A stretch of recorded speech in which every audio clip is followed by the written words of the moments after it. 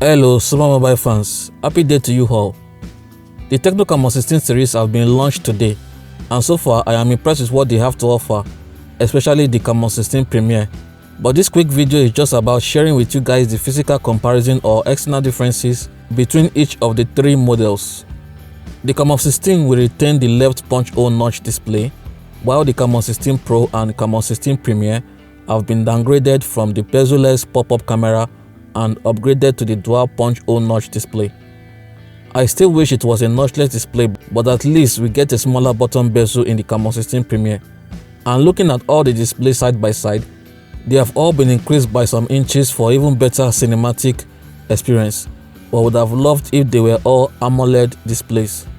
The back design of all models have been given similar upgrades, with the camera layout now located at the center. They are all made from polycarbonate or plastic materials with glossy, mirror-like fingerprint magnetic finish. The new square-shaped camera layout with rounded corners looks cool, but only the premium version has a shiny camera layout. Glancing at all models, you will notice that the Camon 16 Premier does not have a fingerprint sensor at the back, and that's because it has a side-mounted fingerprint sensor. The Camon 16 Premier will have the glacier silver color, which you have already seen earlier, but there's also another special black color.